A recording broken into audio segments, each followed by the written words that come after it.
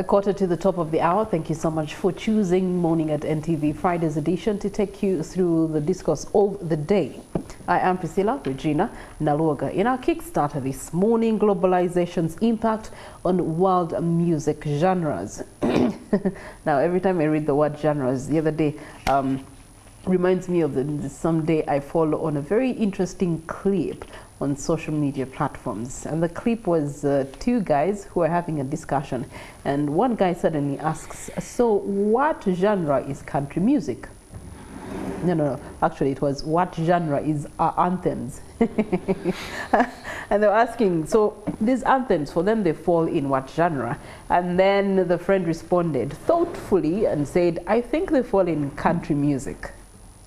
And so it was very, very captivating to see how people get to translate music. Now, significance of traditional music and cultural identity is something that we need to have a constant conversation about. Is the Western world overtaking Africa as far as music is concerned?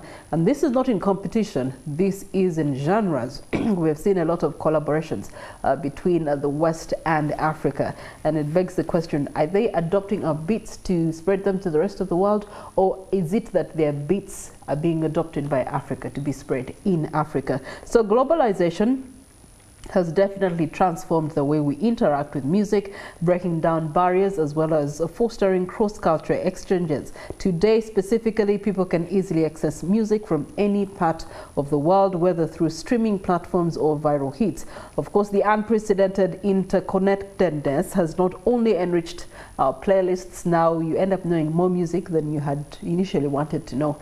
Before, you would just buy an album of an artist, and that's all the music you're going to enjoy. Today, as you're streaming an album of an artist, there will become a recommendation that will come and slip through while you're watching one video, and then you might like it and then end up clicking to that song and getting to hear of it. And so that's how globalization has actually transformed music. So we're going to be exploring how globalization has influenced the music industry and what it means for artists, but also what it means for us, the listening side. And so we're hosting Eddie Ssendi, who's a music analyst and has been in the industry time memorial, to help us see what is the future of music as far as globalization is concerned. Good morning to you. Good morning, Priscilla. How are you? I'm all right. How are you? I'm very, very well.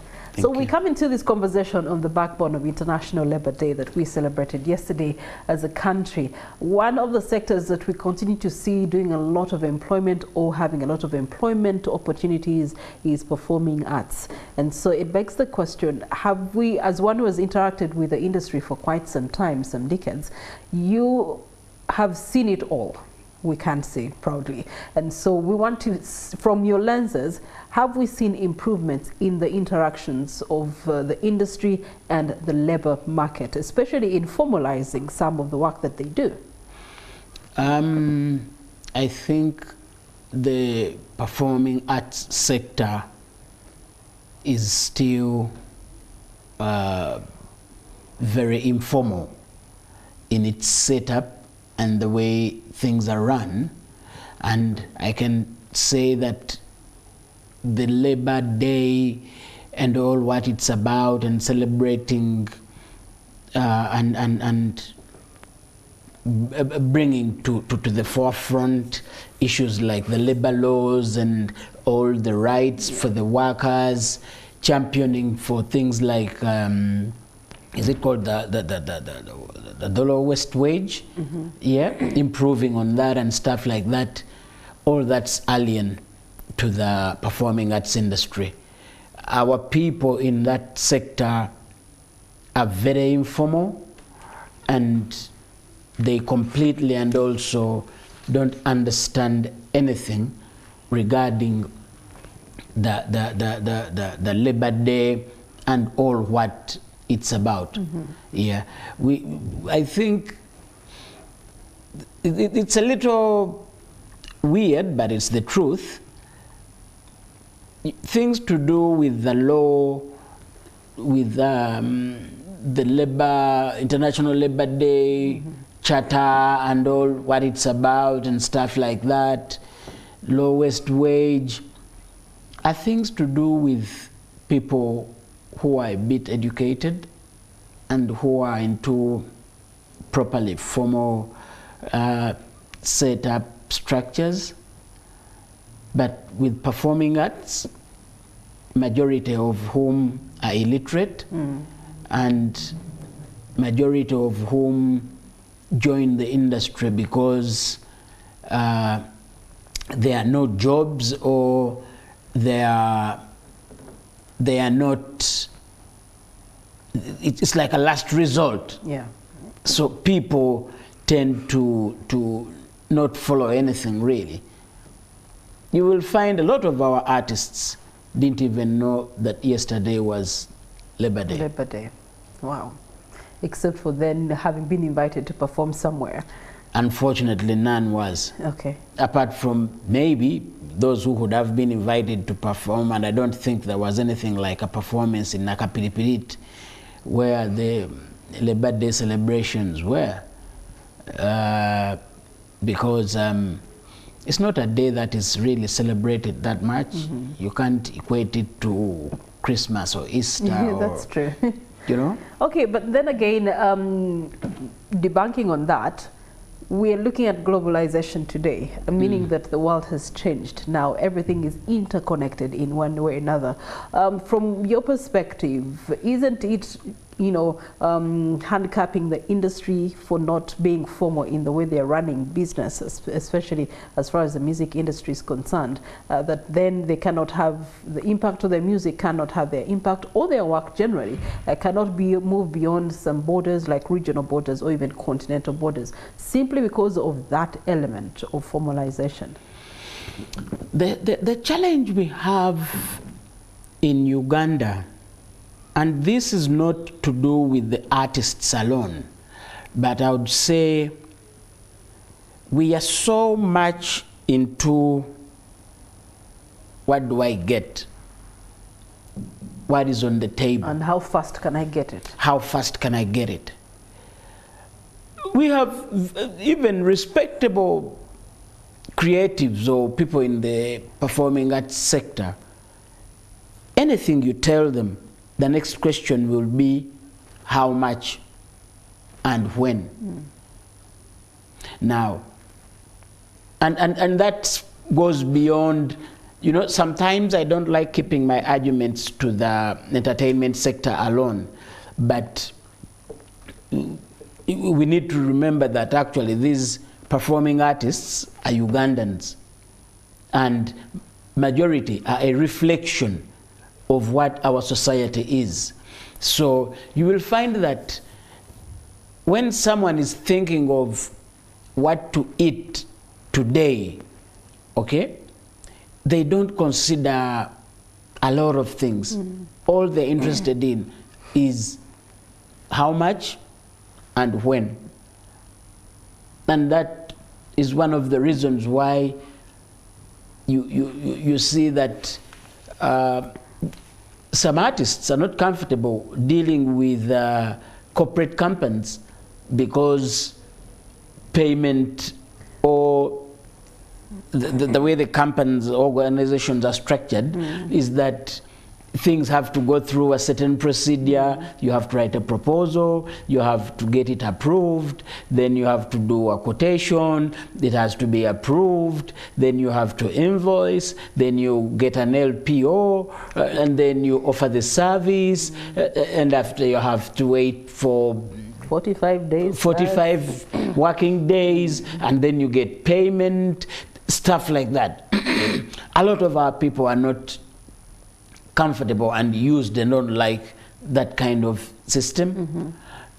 And the other unfortunate bit is a lot of our people get underpaid by some shrewd middlemen who say, Priscilla, NTV has a gig, and do you want to wait for 90 days or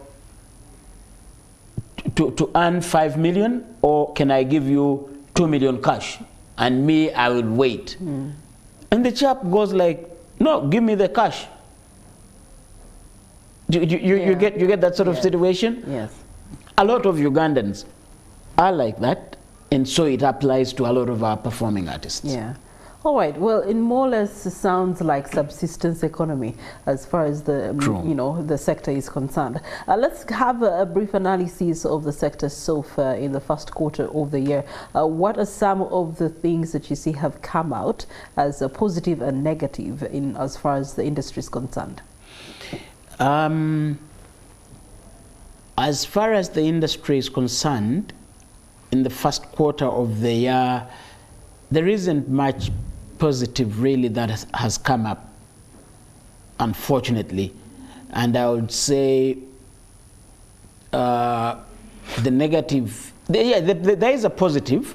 The positive is because the new artists or the current crop of artists around have failed to produce good music. We have seen what you could call artists from yesteryears coming back. Yes. On the strength of their old music.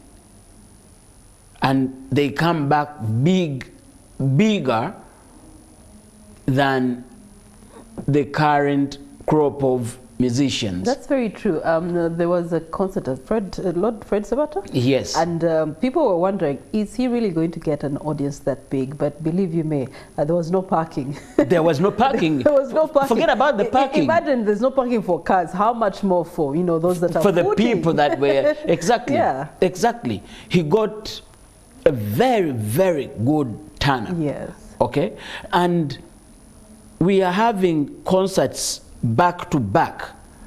We had Mr. Semakula, we had Mr. Semakula. People were bounced.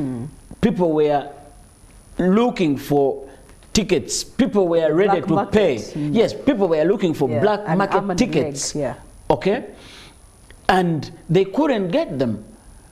Serena management had to close the doors and say, guys, sorry, it's enough. Now, we had Mr. Semakula, we had Ronald Mainja, we had Haruna Mbiru, we had Fred Sabata. There was another gray in there. Yes, there was another gray in there. And don't forget, we had Juliana and Irene. Okay, you could say in the past 1 year, the biggest concerts that you can talk about are all concerts of people or of the music that was played was music produced 20, 30 years ago. Okay?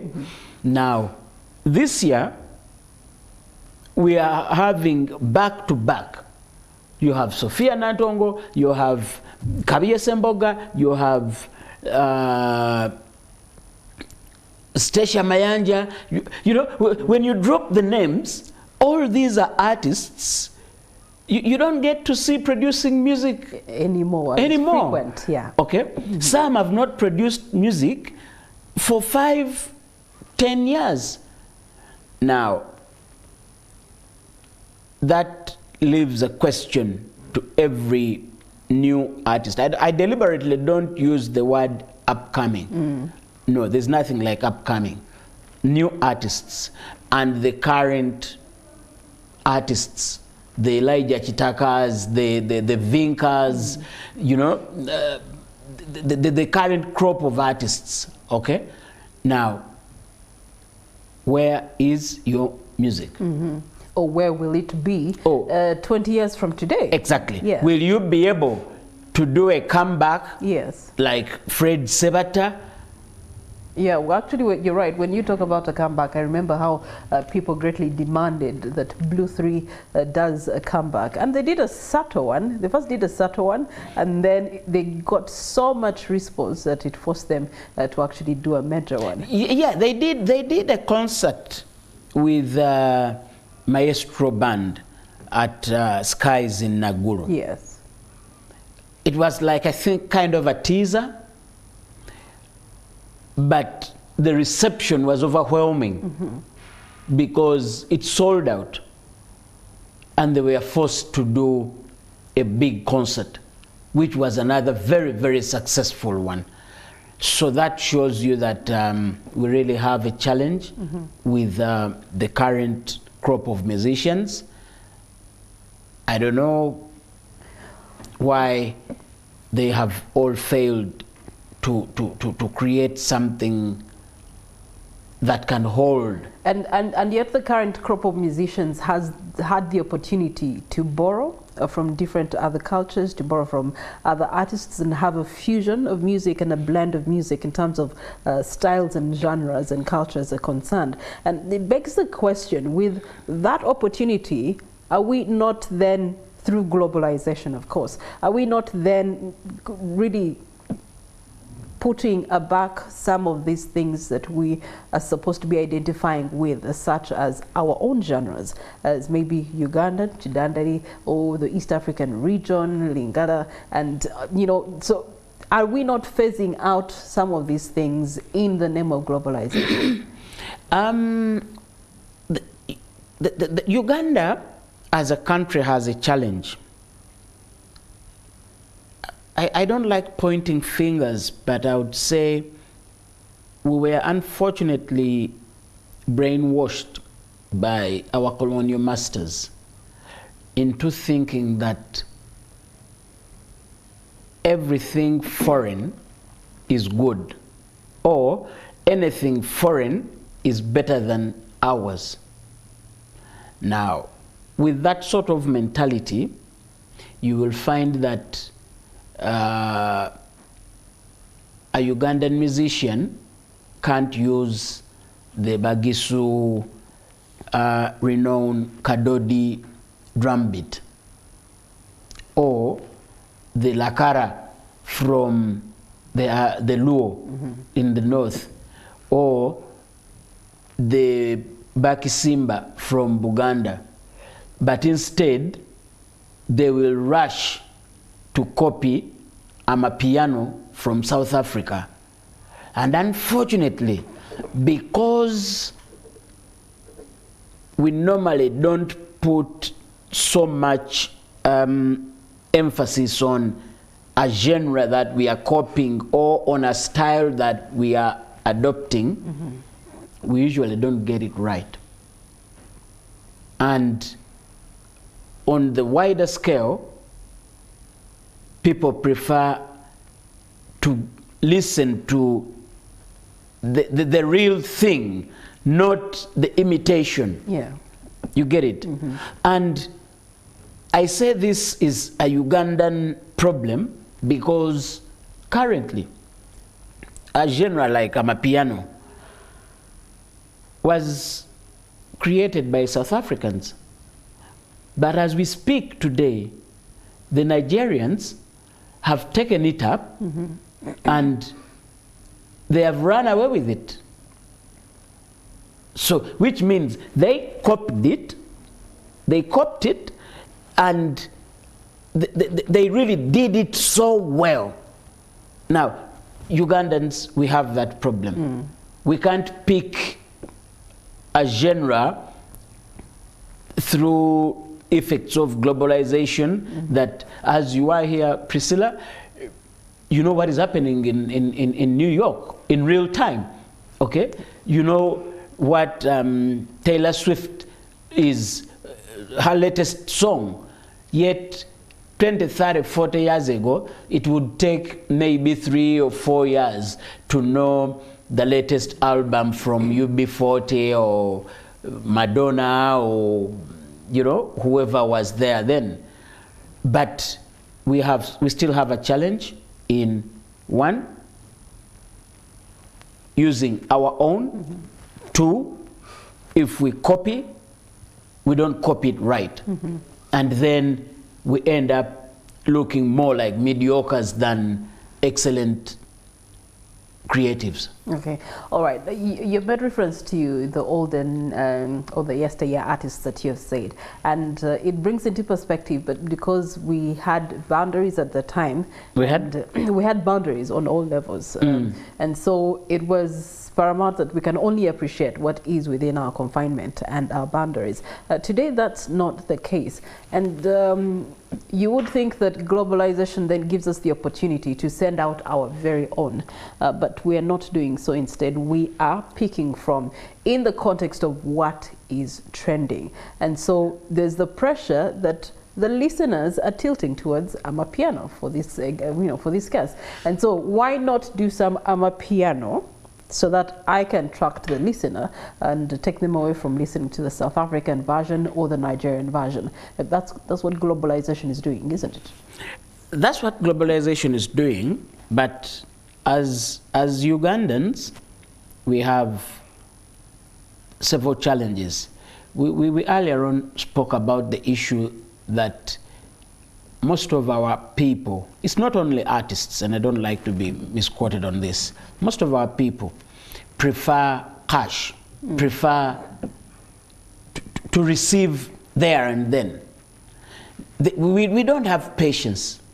Now, in a situation like that, when you talk to an artist or a performing artist or any creative, say about using globalization to move, to stream their music, to send their music out there, the first question will be, but how much money am I getting? And you say, well, you see, you have to be patient. You have to get a distributor who will put the music on Spotify, who will put the music on Tidal, who's putting the music on CD Baby and stuff like that. It all sounds very, very foreign. It sounds like we have to spend a lot more kind of to get. And then sometimes when you tell an artist that you actually have to boost your music in order to have it, in order for it to get traction, they really can't understand what you're talking about. I'm sure you've been watching, say you are on YouTube and you're watching Zunguru. I love watching Zunguru a lot. And as you are watching Zunguru, all of a sudden, music ad that comes. A music ad of Davido comes in. Sometimes you skip, but sometimes, out of curiosity, you actually forget about Zunguru and first finish because and you play this. Has been caught by the sound. You get it? Yes. Now, when you talk to a Ugandan artist and say, you know what? Why don't you boost some of your music using Google Ads? Somebody won't understand what you're talking about. That is why we have very little presence on the global stage. Having said that, I would like to give credit to people like Joshua Baraka. He's a new artist and he's doing very well on the streaming platforms with his music. And I'll give credit to the only record label we have in the country, that's Swangs Avenue. Their artists are doing very well on the digital platforms through streaming their music and stuff. But you will realize that maybe if it was those artists to decide for themselves, it wouldn't have been the case. And you will find that maybe the record company pays these artists and bankrolls them as they push the music. You get it? Yes. So it is not an individual decision for Vinca or Zawi to say I should boost my music on Spotify, I should get Google Ads, but it is a company initiative which, good enough at the end of the day, it's a win-win situation for all involved. You get it? Yes. So we still have a problem, and we still need our artists and Ugandans in general to be educated. Okay. Mr. Ssendi, you run a monitoring tool that helps these artists to monitor their music. Yes. What has been your experience of ever since you started up this and opened up this tool to, you know, the industry? What's been the uptake? What have been the challenges that, you know, you have faced and the artists have faced? One, the app is called Songboost. It helps artists and even business owners to monitor music or adverts on both radio and TV. But because it's an app, in the whole chain it is the weakest link. How is it the weakest link? If somebody bumps into Priscilla, they will think, because Priscilla is the face of NTV, she's a very nice looking lady, she's the news anchor, she does the morning show. Some people might think you are the alpha and omega of NTV. Now, they will even force you to take their music and play it.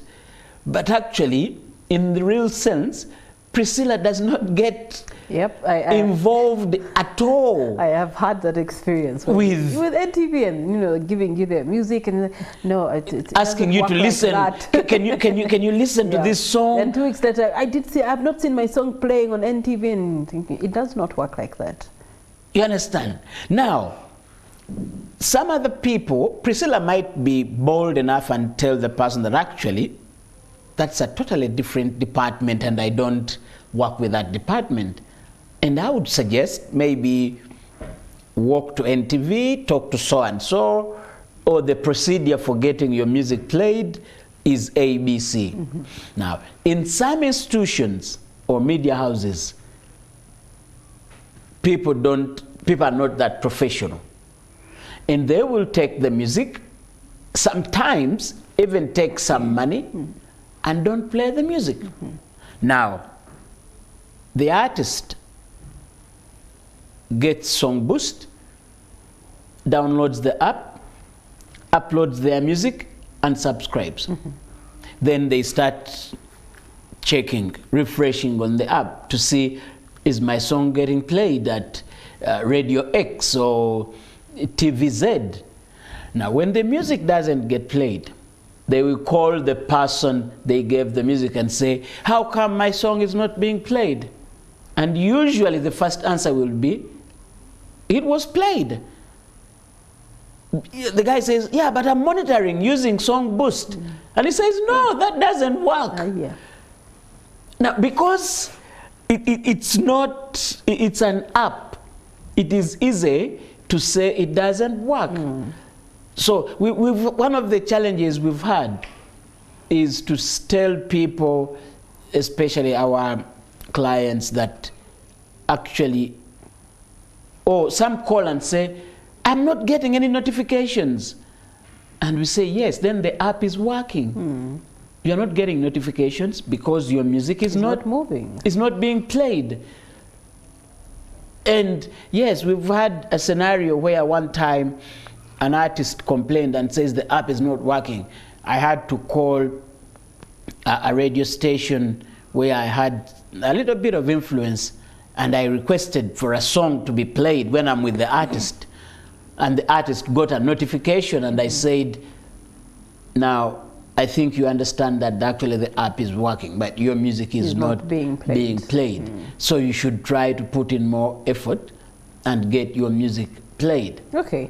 All right. So I took that direction because technology has now become a very fundamental pusher and influencer of the music industry and globalization. For the case of Taylor Swift, she had a concert in France recently in 2023, and just booking tickets, there was a crash down on the website through which people were booking tickets. Her concert is sold out to millions, but this has been primarily endorsed because of the advancement in technology and streaming services. But then for us as a community in Uganda and Africa by and large, artists are adopting technology, but they're adopting it rather slowly, and yet the effects are being seen by globalization and what other artists on the international scene are doing. You've talked about Joshua Baraka. If it was not for these platforms, I don't think that people would be appreciating his music as such. True. But because of these platforms, people get to hear and know, oh, there is a Joshua Baraka. So when he calls for an engagement, people are willing to come. It begs the question, where can we, at what point should we emphasize the need to have technology as a fundamental for artists as they move into globalization of music? I've told you earlier that some arguments go beyond art and it becomes national. We need, as Ugandans, to embrace technology. We need to embrace technology. I'll give you a very simple example. When you carry your money on your phone, it is far more safe than when you carry money in your purse. You get it? Mm-hmm. You have a password on your phone, you have another password onto your mobile wallet, okay? And when you get to pay, you pay the exact amount, meaning you don't have issues of someone running around looking for change, or sometimes having to give somebody, you're sometimes forced to say keep change, but when you actually didn't want the person to keep the change, but because they can't find change. But still, under all those circumstances, we still have people who love and can't let go of their money. They want to have 1 million shillings in their pocket and they want to dish out the money physically. Now, we have payment platforms that have come up doing a good job. Priscilla, you want to go and watch a concert at the Serena, you are in Jinja, just go online and buy a ticket using MTN's Momo Pay, okay? You get a code and you're done. Mm-hmm.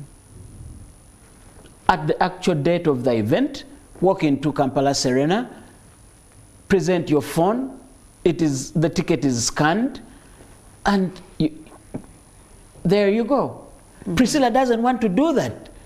She wants to buy a physical ticket and hold it. Mm. So it's a mentality issue that we need to overcome as Ugandans, and we learn and embrace technology because it's for the better.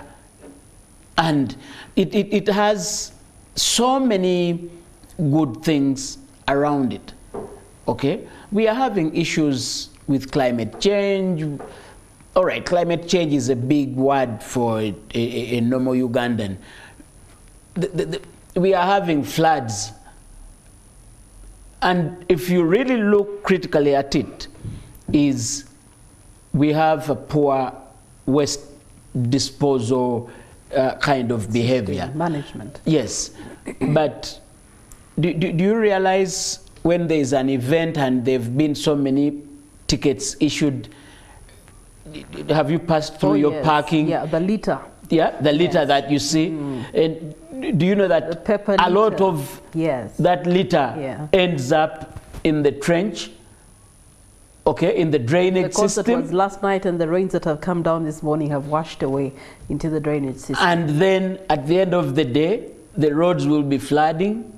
Okay, there are so many negativities with sticking to some of our behaviors and wanting to, you always want something tangible, you want to hold on to something, okay? When I tell you, I'll pay you on using Momo, you go like, don't you have cash? you know, you feel you want to hold the paper.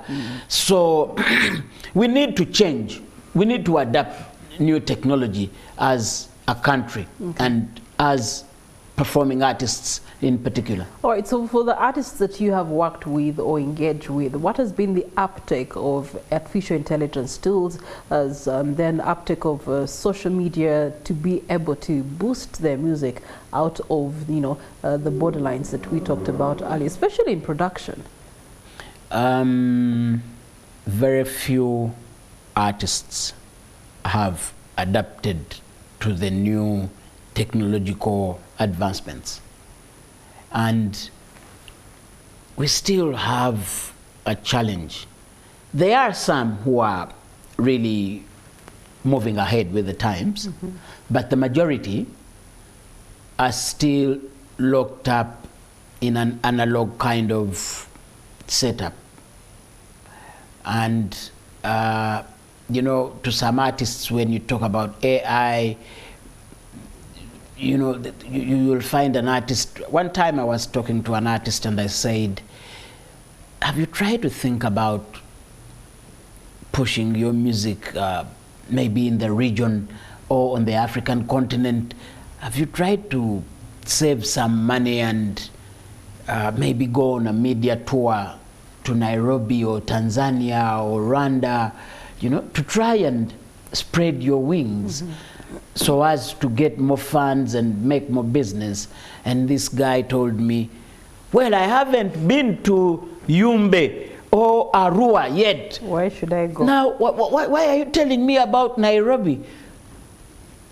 Now, when someone still has that sort of mentality, you can understand when you try to talk to that person about AI. So it's still a long way. It's still a long way. But I know we will reach there. We will reach there sometime. And at least there are some people who have adopted, and because of the good results that they're receiving, definitely the others will be following suit soon. Because I'll tell you that I have my good friend, Honorable Kayemba Solo, who is Rema Namakula's manager. We talked about YouTube paying artists a very long time ago. And he told me that actually I have my artist on YouTube and at least she's earning some money from there. But that was a time when a lot of our artists didn't know about YouTube, didn't want to know about YouTube, and they didn't think that actually you can get some little money, small as it might be, but that at least you can get some money when you're not stepping on stage. And we could have had that conversation 8, 9, 10 years ago.